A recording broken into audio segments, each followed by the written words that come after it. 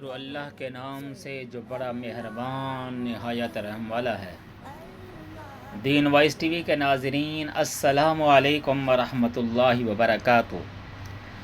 آج ہم اس ویڈیو کے اندر عقد عالم صلی اللہ تعالی علیہ وسلم کے والدین کا نکاح کس طرح ہوا، اس بارے میں آپ کو معلومات فراہم کریں گے۔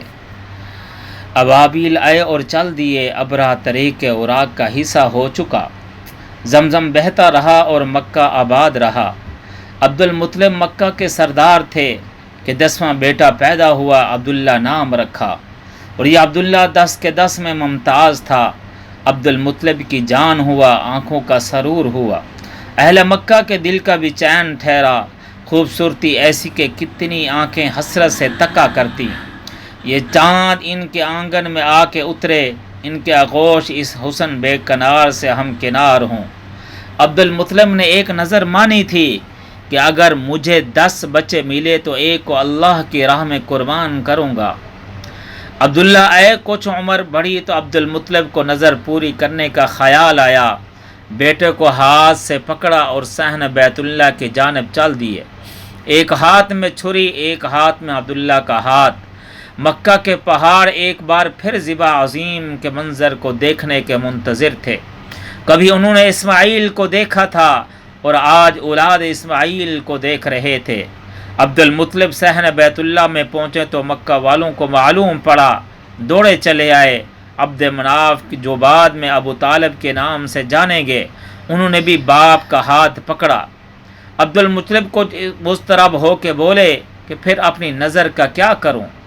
مشورہ آیا کہ فلاں کاہنہ کے پاس چلیے، اس سے مشورہ طلب کیجئے، ممکن ہے کوئی راہ نکل آئے، عبداللہ کی جان بچ جائے اور نظر بھی پوری ہو جائے۔ اس نے کہا کہ قرآن نکالو، ایک تیر پہ عبداللہ کا نام لکھو، ایک تیر پہ اونٹ، اور اگر قرآن نکلتے ہوئے عبداللہ کا نام آ جائے تو رک جاؤ اور اتنے اونٹ اللہ کی راہ میں ذبح کر دو۔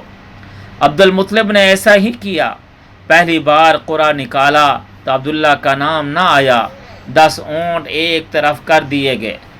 پھر دوبارہ قرآن نکالا تو پھر اونٹوں کا ترین کا نام نکلا، اونٹ الگ کر دیے گئے، حتیٰ کہ 100 اونٹ کے بعد عبداللہ کا نام آیا، 100 اونٹ ایک ذبح کر دیے گئے۔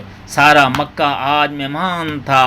پاک رسول اللہ صلی اللہ علیہ وسلم نے کہا تھا کہ میں 2 ذبیحوں کی اولاد ہوں۔ عبداللہ جوان ہوا تو ابا نے چاہا کہ قریش کے معزز ترین خاندان سے دلہن لئی جائے، سو یہاں بھی عبداللہ کی تقدیر کا لکھا بلند ہوا اور آمنہ بی بی ان کے عقد میں آئیں۔ وہب بن عبد مناف بن زہرہ بن کلاب کی صاحبزادی تھی اور نسب اور رتبے کے لحاظ سے قریش کی افضل ترین خاتون شمار ہوتی تھی۔ ان کے والد نسب اور شرف دونوں حیثیت سے بنو زہرہ کے سردار تھے۔ اہل مکہ کے اس جوڑے کو دیکھ کر رشک کرتے، لیکن شاید نظر لگ گئی۔ ابھی عبداللہ کی 25 برس عمر تھی کہ شام کے سفر کو نکلے۔ جب سفر سے واپس آ رہے تھے کہ بیمار ہوئے۔ سورج ڈھل رہا تھا، لیکن یہ عبداللہ کی عمر کا سورج تھا۔ عبد المطلب کے ننیال مدینہ کے جوار میں رہتے تھے، سو اپنے والد کے ننیال میں رک گئے۔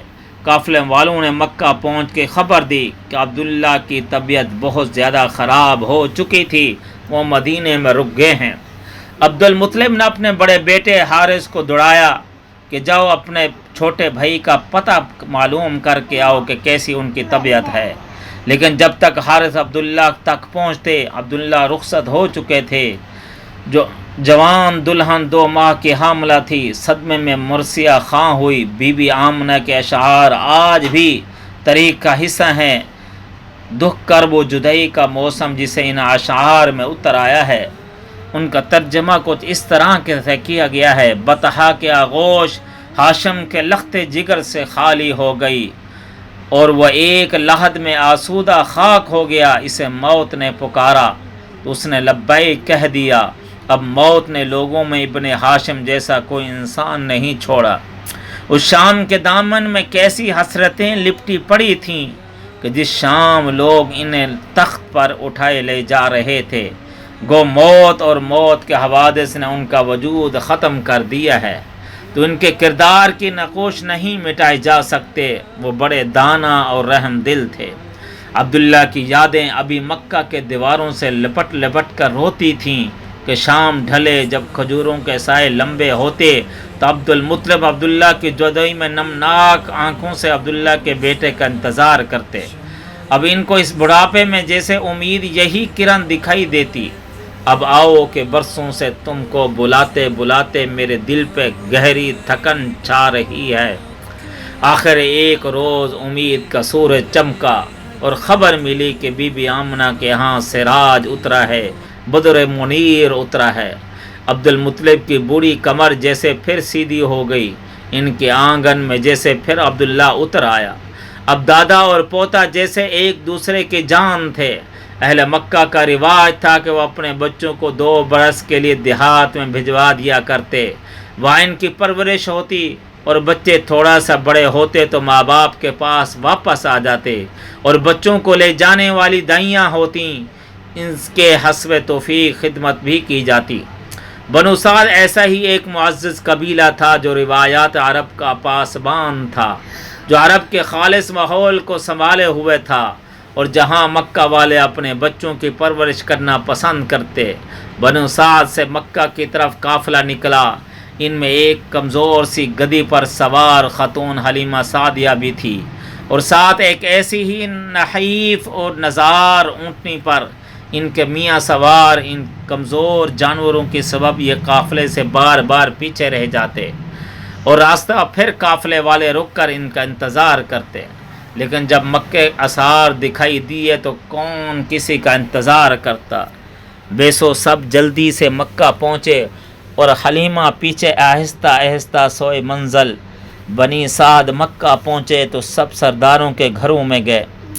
بی بی آمنہ کی طرف بھی ایک سے زیادہ لوگ گئے، لیکن جب دیکھتے کہ بچے کا باپ نہیں ہے تو کچھ نہ امیدی سے نکل آتے، اور سر پر باپ نہیں یہاں سے کیا ملے گا۔ حلیمہ کی ساری ہم جھولیاں اور شریک سفر اپنے لیے بہترین انتخاب کر چکی تھیں۔ تلاش بس یار کے مکہ میں بس ایک ہی بچہ باقی تھا۔ مایوس حلیمہ نے ایک بار تو سوچا واپس پلٹ جاؤں، کیا کسی یتیم کو گود میں لینا نری محنت اور مشقت اور حاصل وصول ہی کچھ نہیں، لیکن پاس سے حلیمہ کے خاوند نے صلاح دی کہ خالی ہاتھ کیوں کر جاتی ہو، چلو کم ہی صحیح نہ ملے مال، ذرا بچے تو دیکھو کیسا حسین ہے، جیسے گھر کے آنگن میں مہتاب اتر آیا، جیسے سارا کا سارا سورج زمین پر اتر آیا اور زمین کی گود اس کے حسن کی گرمی سے بھر گئی۔ حلیمہ کو کیا معلوم کہ تمہاری گود میں سراج منیر سے روشن ہو جائے گی۔ امید بھری اس تحریک نے حلیمہ کے دل کے کسی کونے میں آس کی جانے کیسی جوت لگائی کہ آگے بڑھ کر بچے کا ہاتھ پکڑا اور گود میں اٹھایا، آنکھوں سے لگایا اور اپنے ہونٹ بچے کے رخسار پہ پیوست کر دیے۔